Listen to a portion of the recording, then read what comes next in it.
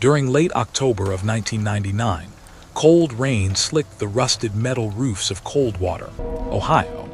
Auctioneers stepped into the main building of an 80-acre factory complex. For a full century, these red brick foundries forged heavy iron machines that fed modern America. Now, everything was being sold off piece by piece. Under bright lights, a salvage crew used power tools to force open an executive steel safe that had stayed locked since World War II.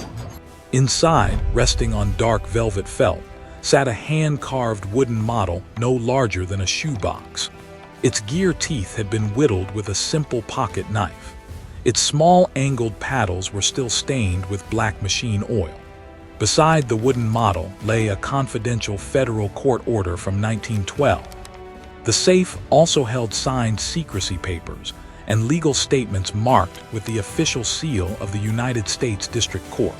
For many decades, high-priced lawyers from the biggest farm machinery trust in the world tried to find and destroy those papers.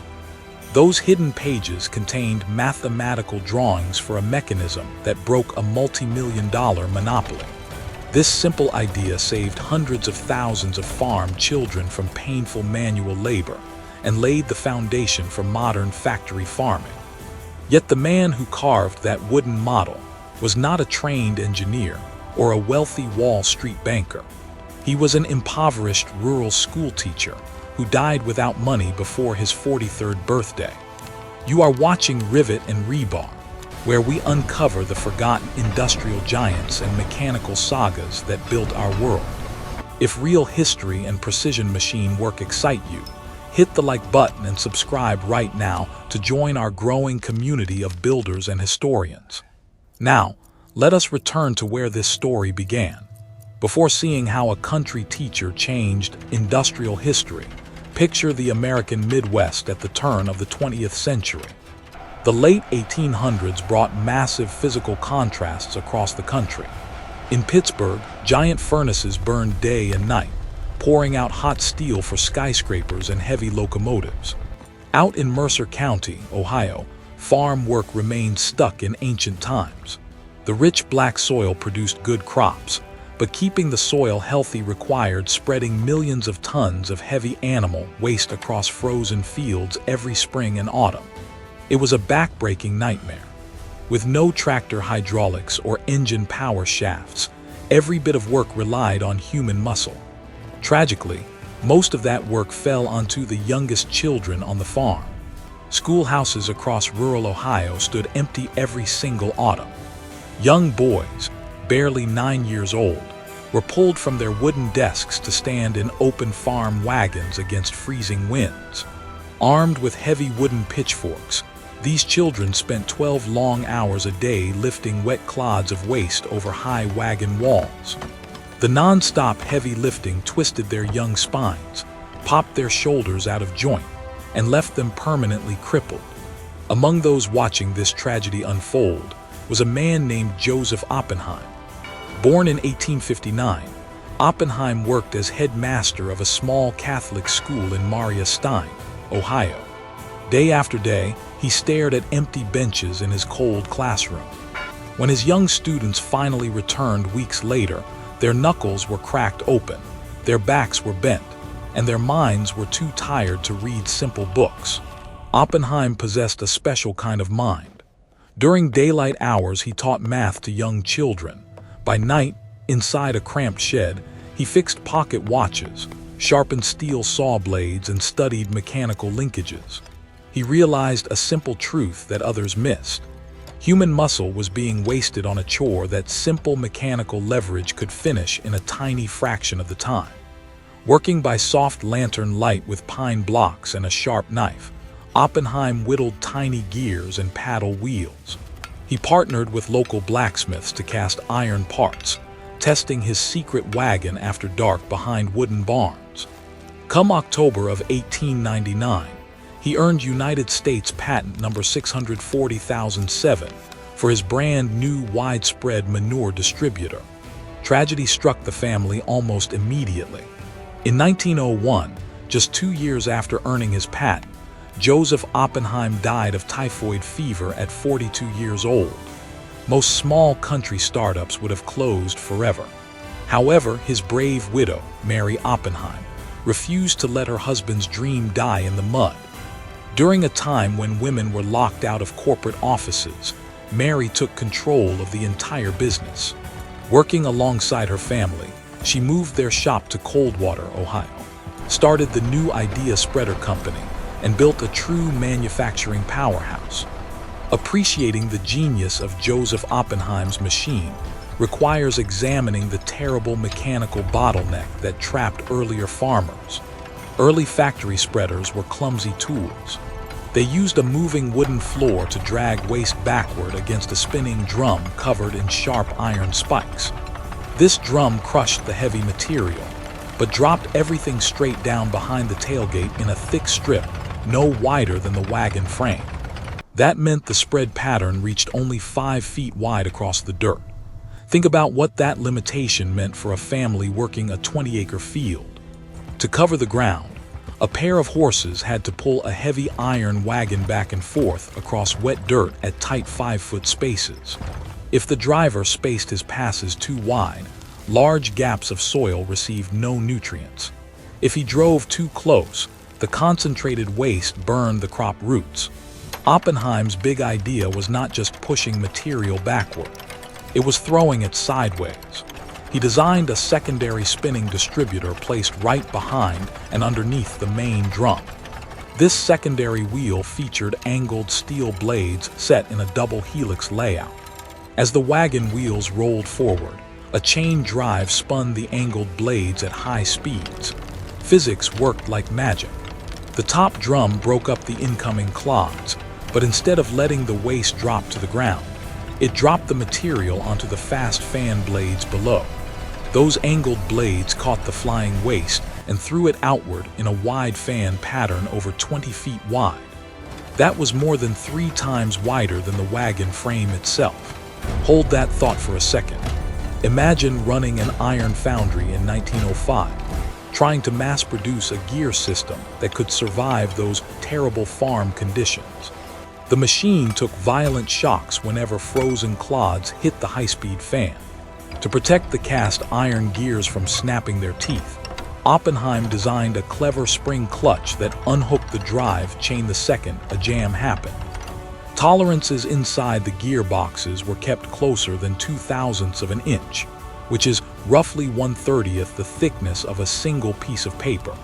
Heavy cast iron absorbed all vibration, letting the drive chains run smoothly without breaking. Economic disruption hit the market overnight. New Idea bypassed the big Chicago monopolies, selling directly to local implement dealers with low, transparent prices. They constructed a massive factory in Coldwater, complete with gray iron foundries, pattern shops, and lumber mills. When gas tractors with power shafts replaced horses in the 1920s, New Idea tackled another massive bottleneck: the autumn corn harvest. Harvesting corn by hand was painfully slow work. A strong worker could harvest only 1 acre a day using a sharp thumb peg to tear husks open, leaving workers with torn wrist tendons by November. Engineers at New Idea solved this crisis by inventing the world's first successful 2-row mechanical corn picker. Driven directly by the tractor's power shaft, this machine pulled standing corn stalks between pairs of angled steel rollers. The smooth rollers pulled the green stalks downward while snapping the ears clean off. Next, the ears moved across paired rubber and iron rollers set to such exact measurements that they pulled off the outer husks without bruising a single kernel of corn. Steel elevator chains carried the clean corn straight into a trailing wagon. A single farmer could harvest 20 acres in a single day. Manual labor was replaced by mechanical speed. By the late 1930s, the Coldwater plant covered dozens of acres and employed generations of master machinists, pattern makers, and foundry craftsmen. But the true test of New Idea's strength arrived with the sudden start of World War II. When 1941 arrived, the United States War Production Board put strict rationing rules on essential raw metals. Pig iron, alloy steel, rubber, and copper were sent straight to military weapons factories.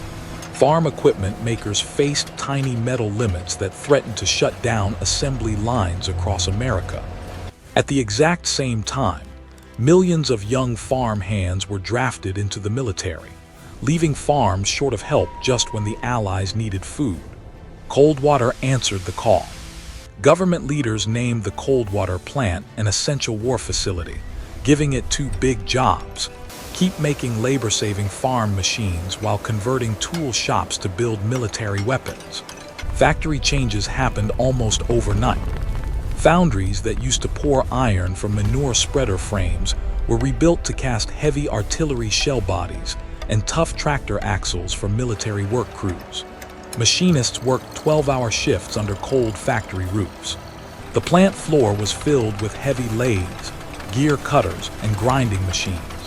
Spindles turned continuously as workers shaped steel forgings into bomb parts and heavy drive shafts for military trucks. Quality rules were strict. Army inspectors walked factory aisles with micrometers and metal gauges, rejecting any shell casing that missed target dimensions by even a tiny fraction of an inch. A single bad batch of shells could cause weapons to fail on the battlefield. Yet the skilled workers in Coldwater never faltered. They perfected heat-treating methods, dipping hot steel parts into deep oil tanks to achieve exact metal hardness without creating small hidden cracks inside the steel. Honoring this extraordinary effort, the Department of War gave the Coldwater plant the famous Army-Navy Award for Excellence in War Production. A large banner was raised high above the main brick smokestack. It stood as a symbol of the hard work and machine mastery of a small Ohio town that stepped up to defend global freedom. They met every quota, and they never compromised on quality. It was during this period of high factory output that the mystery behind the locked executive safe in Coldwater reached its dramatic climax. Back in the early 1910s, as new ideas widespread distributors began taking over the farm market, giant corporate trusts in Chicago took notice. The biggest of them all was International Harvester, a massive monopoly formed by merging America's largest equipment companies, backed by East Coast bank fortunes. International Harvester saw new ideas growing popularity as a direct threat to their profits. First, they sent secret agents to bribe trained shipping workers, trying to delay new idea freight deliveries. When that dirty trick failed, Harvester's team of corporate lawyers struck. They filed huge patent lawsuits in federal court, claiming Joseph Oppenheim's widespread wheel stole earlier designs owned by the trust. Harvester hoped to drag the small company through years of costly court trials until new idea ran out of money. They severely underestimated Mary Oppenheim and her team of Midwestern builders. Hidden behind our opening anomaly is what happened inside a Chicago courtroom in the year 1912. Harvester's corporate lawyers brought hired experts to claim that throwing waste sideways with angled blades was just an obvious copy of old farm beaters. In response, New Idea's defense team walked into the courtroom carrying a simple wooden crate. Inside sat Joseph Oppenheim's original 1899 hand-carved wooden prototype, the exact same model found decades later in the locked Coldwater safe. Defense lawyers did not rely on long speeches. They relied on physical proof. They built a working demonstration rig right in front of the federal judge. Using small wooden models, they showed the exact mechanical difference between Harvester's straight paddles and Oppenheim's angled helix wheel. They proved Harvester's machine relied on brute force hitting, while Oppenheim's angled blades used smooth rotational physics. Physical proof was impossible to deny. The federal judge ruled completely in favor of New Idea, declaring Joseph Oppenheim's widespread distributor a genuine mechanical invention that created a brand new category of farm machinery. The court issued a strong injunction that stopped International Harvester from bothering New Idea dealers. Safeguarding their victory, New Idea locked those court papers, signed agreements, and the wooden model inside their main executive safe. That safe remained untouched for 50 years, a silent reminder of the day a humble schoolteacher's wooden model beat the most powerful corporate trust in America. For mid-century America, New Idea represented the gold standard of American factory work. The Coldwater complex grew to over 2 million square feet, employing thousands of skilled workers whose families worked on the exact same shop floors for 3 generations. But as the late 20th century arrived, the corporate landscape began to change for the worse. By 1945, the Oppenheim family chose to sell New Idea to AVCO, the Aviation Corporation. AVCO bought modern metalworking tools, expanding the machine lineup to include uni-system harvesters, heavy round balers, and fast field mowers. However, by the late 1970s and 1980s, company leadership shifted away from real engineering quality toward quick financial gains. AVCO became a target for Wall Street raiders and investment holding groups. New Idea was traded like a cheap financial chip between parent conglomerates, moving from AVCO to Allied Products, and later into distant investment funds. Corporate executives sitting in distant glass towers had no respect for high-grade iron or exact tolerances. To them, the historic Coldwater factory was just a tiny line item on a spreadsheet. Private equity managers demanded quick profits. They began cutting away the very quality that built the brand's reputation. High-grade steel parts were replaced with thin stamped metal plates. Famous Timken roller bearings were swapped for cheap imported bushing that broke after a few seasons in the field. Hand-finished machine beds were replaced by cheap assembly setups. Master machinists who spent 30 years mastering their trade were pushed out as corporate managers cut costs. A bitter final betrayal happened in 1999. In a sad historical twist, exactly 100 years after Joseph Oppenheim carved his first wooden model in Maria Stein, corporate parent AGCO announced that the Coldwater factory would be closed forever. The machinery was shut down, foundries were drained of hot iron, and the historic 80-acre complex was marked for demolition. The company was killed off. The executives walked away with big money checks. Yet here is where Wall Street's math falls apart. Corporate bosses can liquidate a business, fire its workers, and knock down its brick walls, but they cannot destroy heavy American iron. Drive through farm country in Ohio, Indiana, Iowa, or Pennsylvania today on crisp autumn mornings. You will not find the paper investment groups that destroyed New Idea. Their corporate paper vanished in bankruptcy courts years ago, but you will easily find working New Idea machines.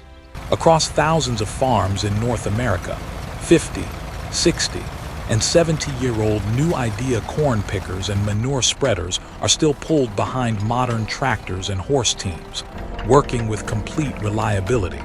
Their heavy iron gearboxes, thick bearings, and forged steel blades continue to chop through mud and frozen ground without missing a beat. Inside modern precision machine shops, young computer programmers and veteran toolmakers still hunt down antique New Idea cast iron beds. They strip away old levers, mount high-tech indexers on the heavy iron bases, and run computer code to carve precise aerospace components. The iron outlived the corporate empire. Wall Street executives sold off the brand name, but the craftsmanship of Joseph Oppenheim remains written into the dirt of America. If you want to discover how another legendary toolmaker fought off Wall Street to build machines that refuse to break, click the video on your screen right now.